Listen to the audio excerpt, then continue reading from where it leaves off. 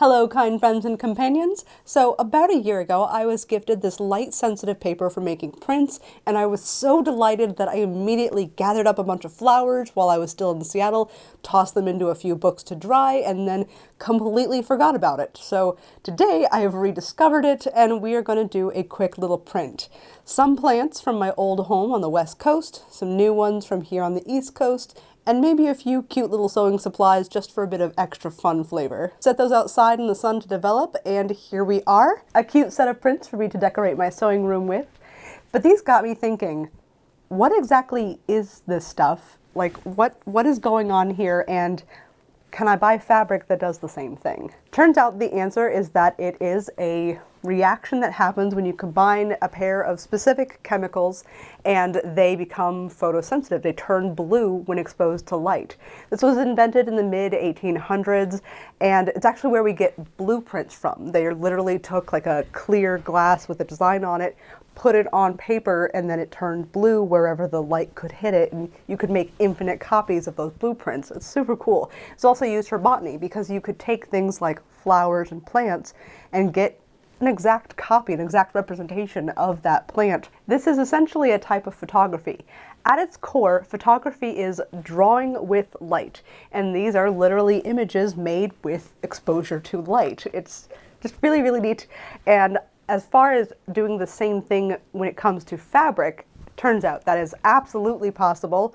All you need to do is buy the right chemicals for it, mix them up. So I'm going to do that now. I'm going to go ahead and get these mixed up. They need to rest for 24 hours to like fully let the powder dissolve, and then that means that tomorrow we can start applying this to fabric.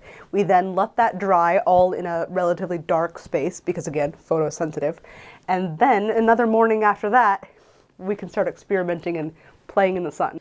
Now that we have had a chance to let the dyes do their thing, and I applied it to a couple pieces of linen fabric and gave them a chance to dry fully overnight, it is a nice and sunny day. Right now I have all the curtains drawn in the room to try and make it as dark as possible. It looks pretty light on the camera because cameras are magic, but it is relatively dark, and I've also been making sure to extra cover them while I'm letting them dry, just to really help make sure that they're not getting sun exposure. But now it is time. So I have a collection of plant bits here that I kind of pre-prepped ahead of time that I think will make for some nice little prints to put on the thing here. What I'm going to do is take this frame here. This is actually just a frame from a picture. I put some plastic over it just to help make sure that nothing sticks to it.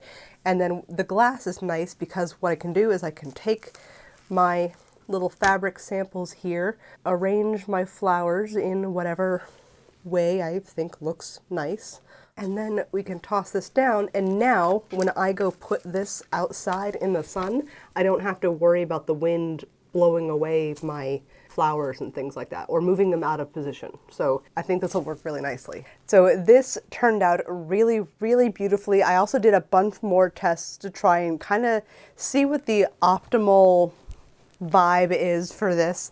And I did this test here where I have 2 minutes, 4 minutes, 6 minutes, 8 minutes, then 8 again, and 10, 12, 14.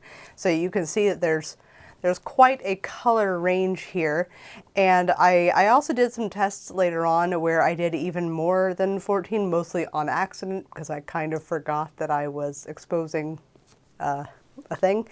And what happens is eventually the sun does get through the sheer plant material, especially if it's something with petals that are like light colored.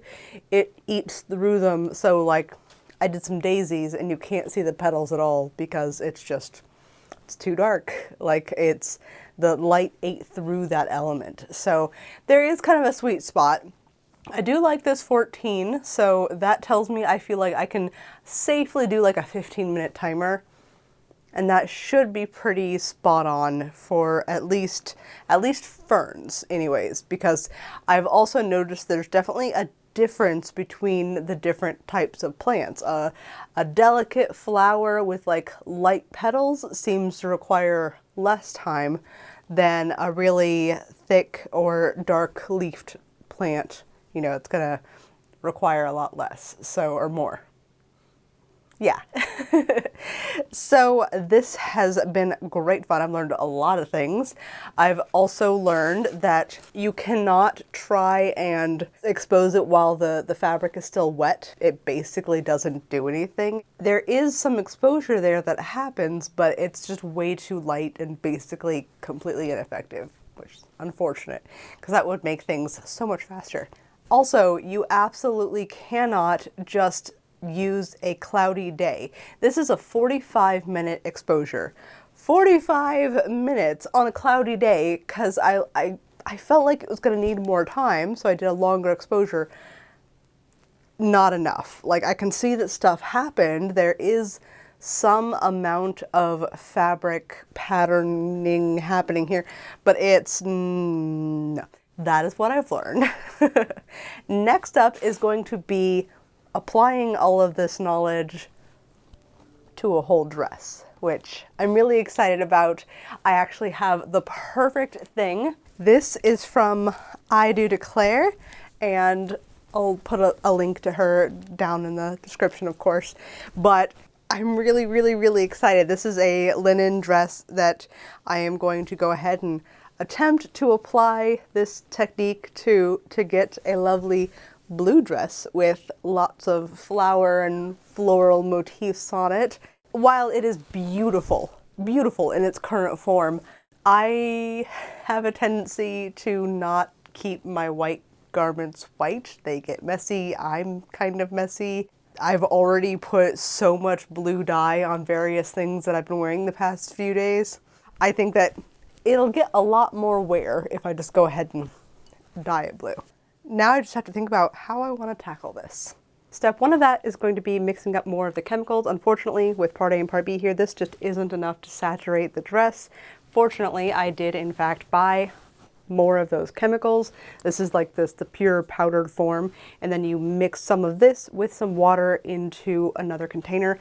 I went ahead and did this yesterday. Unfortunately, I did not have more of these kind of black opaque containers that I could use so that the sun doesn't contaminate and expose the product before it's supposed to be.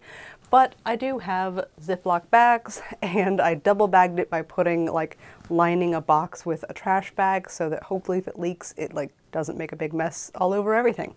I went ahead and mixed up those, set them inside of a drawer completely locked away from light to give it 24 hours for the powder to fully dissolve and do its thing. It should be about ready by now, so first, before we do anything else, we're going to go ahead and close all of the curtains again, turn off these lights, and close this door. And magically the camera makes it look not as dark as it is. But it's not pitch black in here, but it is much darker. So hopefully we will avoid that light contamination. Let's get out our chemical. Looks like we have no leaks, which is excellent. I am going to go ahead and toss on some gloves. I'm trying to learn my lesson from before, and I have put on a dark blue dress that is already stained with some black leather dye. So I don't mind getting more blue stains on it. That's not going to hurt anything. Also, this shirt is kind of my messy shirt. I put latex glue here accidentally. Yeah. So I'm wearing my messy clothes, and I've got my hands protected so that they don't get all blue dyed, which I'm sure is a good look, but maybe not for today. And now I'm going to go ahead and empty out both of these bags into this black trash bag container thing I have, because this is gonna be my dye bucket. I have my empty bags, I have my pool of chemical. I'll do some swishing around with a stick or spoon or something here. Here we go, little spongy boy. So my next quandary here is whether I want to try and use said sponge to kind of slowly paint all of the dye on like I did with the samples. Theoretically, that should give me a pretty even result. Part of me also says, no, just take the whole dress and dunk her in. But I'm not convinced that this is enough chemical to saturate the whole dress, so I feel like maybe what I should do is start with painting it on, as tedious as that is gonna be, and then maybe kind of do a dippy dip if there's any left over at that point. Yeah. All right, let's give it a go. I'm putting down another trash bag here. That way I can help try and reduce the amount of mess that is going to happen. Alrighty, now's the time. No going back. So now that we've got our chemical all mixed up and we're applying it, we have about a 2 to 3 hour window, if I remember correctly. That's kind of like the most effective, and beyond that it starts to lose its good abilities, from my understanding. Fingers crossed that tomorrow is a nice and bright, sunshiny day, although the nice thing is, if it isn't, that's okay. As long as while this is drying and once fully dried, I keep it in a completely dark space, I could wait, you know, a week until a sunny day if I need to expose it. I don't think there's as much of a time limit once it's applied to the paper or the garment and it's fully dry. Alrighty, so that went pretty well. It's now a lovely putrid sort of greenish yellow color. Lovely.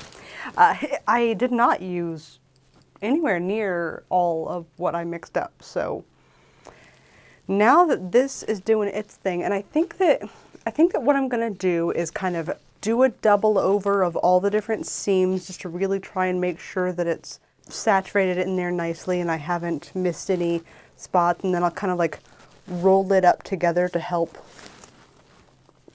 all of the dye sort of soak into what's already there. Also, in case you may have seen some of these like random dark spots, I think it's because some of my samples I also painted on this same trash bag, which means that there's probably like old dye on here, but that shouldn't matter, I don't think. If it, maybe it'll be a happy accident, that's fine. But I have so much more of this dye that I think what I'm going to do is look around. Like, I can think of a couple things that I can toss in there just to use it up, because as I said, only lasts a couple hours. So, all right. Now that I have finished using up the rest of that dye with a bunch of fun other things, apparently I'm going to have a lot of blue in my wardrobe now, which, I mean, it's fine, right? Then I went ahead and put everything onto a drying rack down in my basement. I have there's only one window and it's completely away from the window, so I don't think I have to worry too much about light contamination while it dries over the next day or two. Everything is nice and dry now. I ended up with a lot of these really interesting marks from like wherever it was resting on the drying rack. I'm really hoping that it won't make a big difference on the final result, but we'll see. So I have a tank top, I have a shirt for Mr. Morgan Donner, and another white undershirt, well, was white undershirt for myself. I have a silk scarf that I think will be very pretty, and fortunately the dress itself didn't actually get a lot of that like weird dark discoloration. I think it's because I did an extra good job of like lying it out fairly flat on the drying rack, whereas a lot of these were just hung on one thing. So I think that maybe the concentration of pressure pooled the liquid weirdly. I don't know, doesn't matter. I don't know what's going on, so I probably shouldn't guess. Next, I'm going to go collect a bunch of plants to be my exposure negative items for this. I have a bunch of dried items that I think I will absolutely use as well, but I think that because I have so many items and such big space on this skirt, I'm probably going to end up needing more than what I've already collected dried. And then we're going to place the items onto a flat board like we did with the paper and the test samples. Put the flowers or plant matter in place, and then put the glass on top and expose. Today is a bright, beautiful, should be sunny and cloudless the whole day sort of day. So we should have some really, really good exposures. So after about 15 minutes out in the sun, we have this. And it's interesting how steamy it gets when you use fresh foliage rather than dried. Hopefully that won't make a big difference. So now that we have finished up the first half of this particular garment, we do need to go ahead and flip her over and do the second half. It's really neat to see how you can still see the faint green color that was present whenever we first started. I'm looking at how little of a shadow there is on the flowers, and I have a feeling those are not going to end up being very visible, but that's part of the fun of this project, is that it's very unpredictable and just kind of you take what you can get. So let's flip her over and do another arrangement. So this time we've gone for 10 minutes. I'm hoping that makes the petals of the flowers a little bit more visible. Let's find out. I don't think it made much of a difference, but it was worth a try. All right, I've hit a little bit of a logistical snag. So I did go ahead and do all of the shirts and scarf stuff. That's good. I haven't washed it out yet, so I haven't seen like the final result, but for right now, I'm keeping it tucked away in a dark place while I get the dress figured out.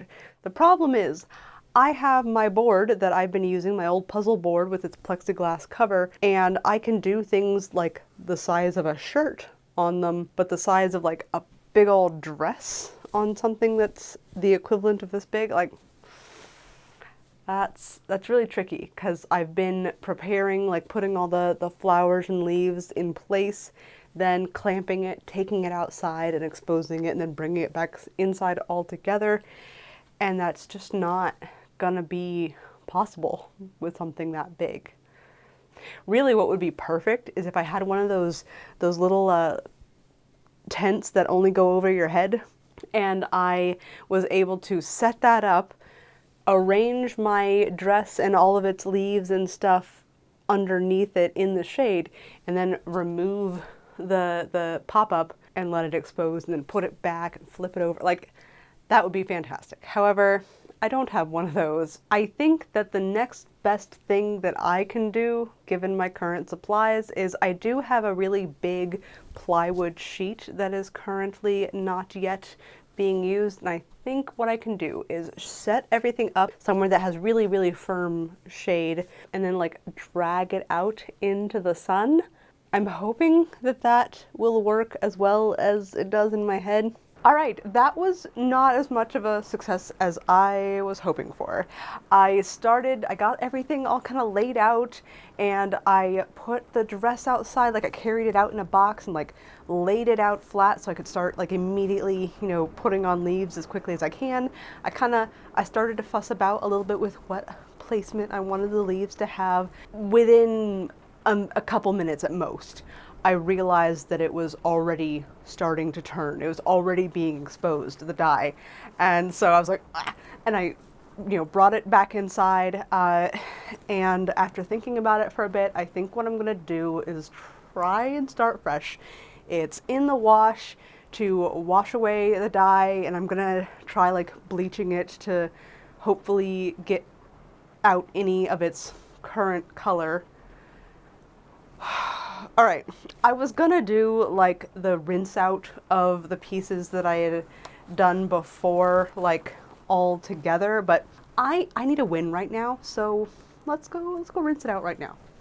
All right, I have filled up the sink full of water so that we can then put the stuff in the sink, rinse it out nice and good. I'll probably have to do like a couple like repeats until it runs clear of all color.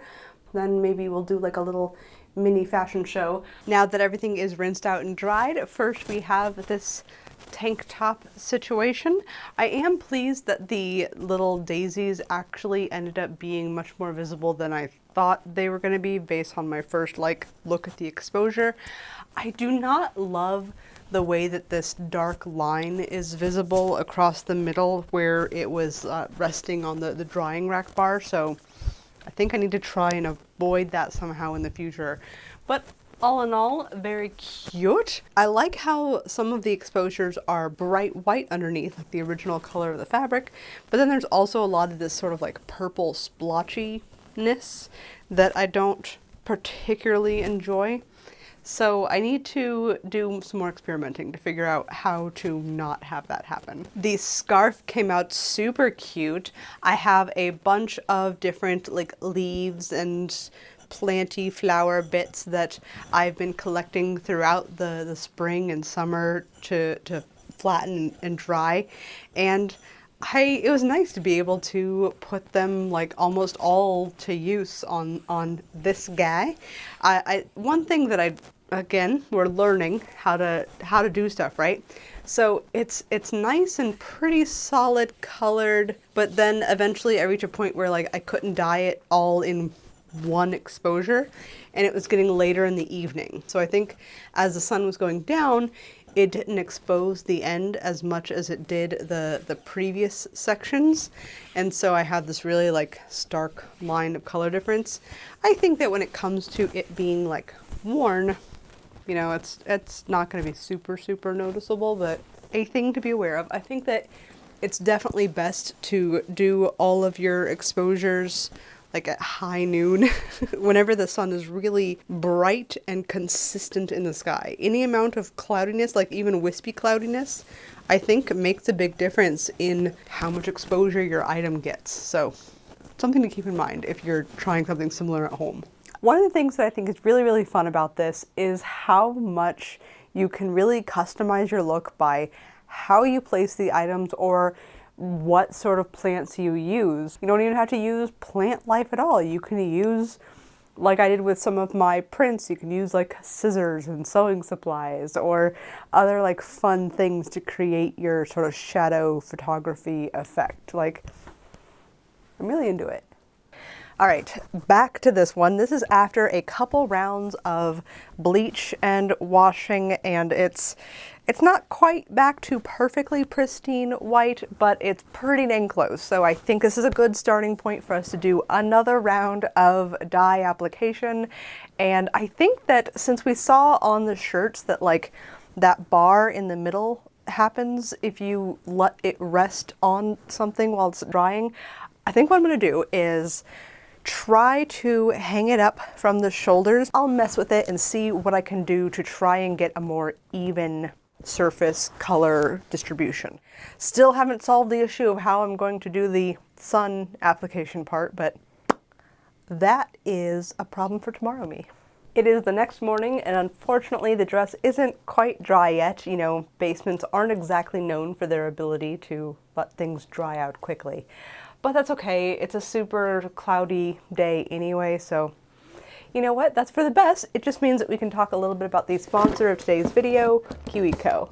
So I've heard about them a bunch on podcasts and things, but usually it was for little folks to learn cool stuff.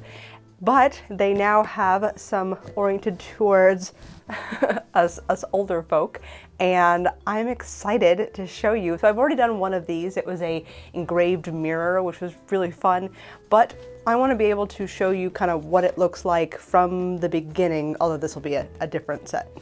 Maker's Crate is a monthly craft box. It has everything you'll need inside to try something new. It comes with really easy to follow instructions, as well as a little bit about the history of the craft and some examples of cool things you could do to try it on your own after. I've never done macrame before, but it was a lot of fun to try out new ways to make really cool knot patterns. And if you were someone who has watched my finger loop braiding videos and really liked those, I feel like you'd actually really enjoy it. Go find some macrame joy in your life. Or many of the other options. They have a monthly subscription. They also have like single boxes that you can buy. Go check them out and support not only my channel, but also discover something fun and new to do by going to the link down in my description, and you'll also get a bonus 50% off your first month. Go check it out. I think you guys will enjoy it.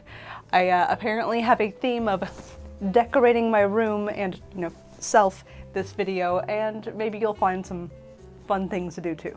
So for take 2 of this dress, I decided that what I would do is prep everything in my beautiful garage here, and that way I can still have it all set up and good to go. So I was able to take them outside through the garage door out into the sun without having to pre-expose them prematurely like was happening on the the other side of my house. So this is good. I think this is working out pretty well.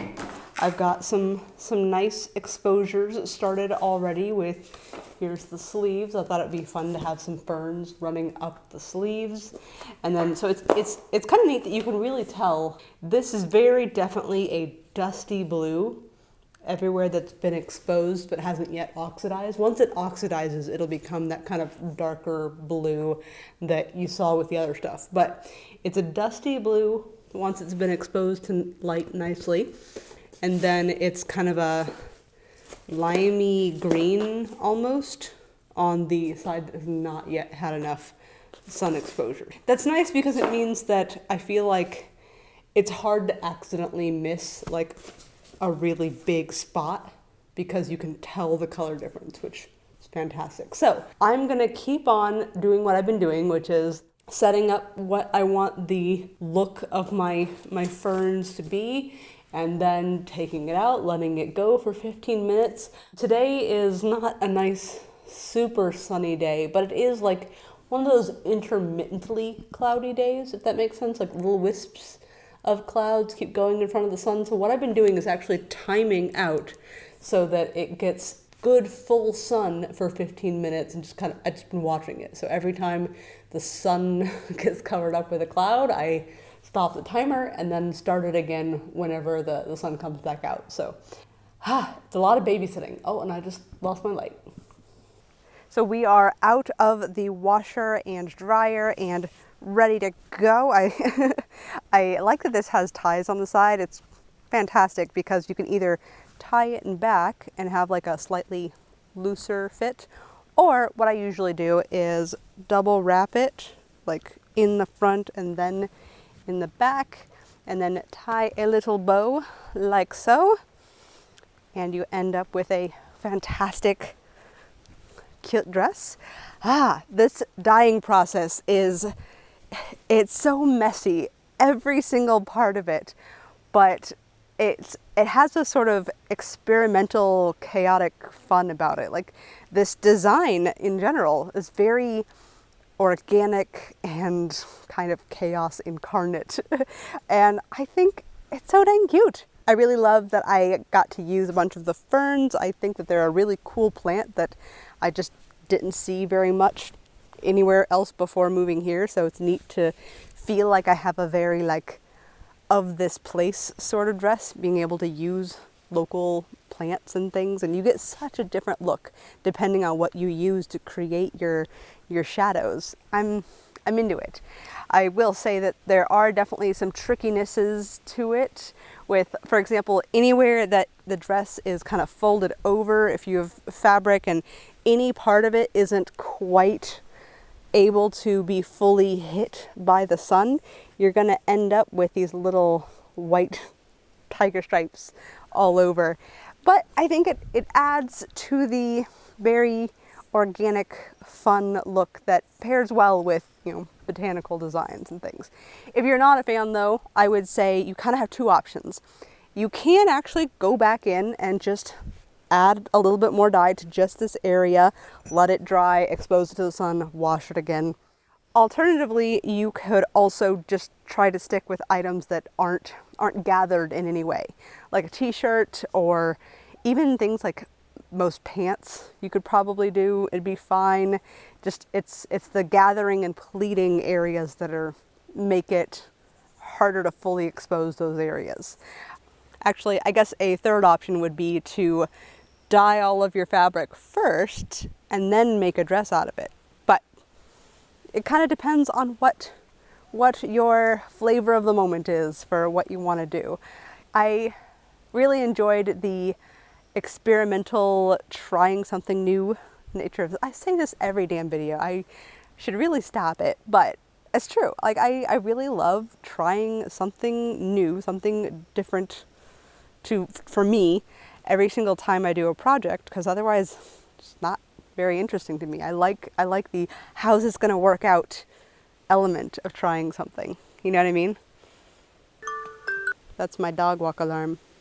I should go walk my dog soon.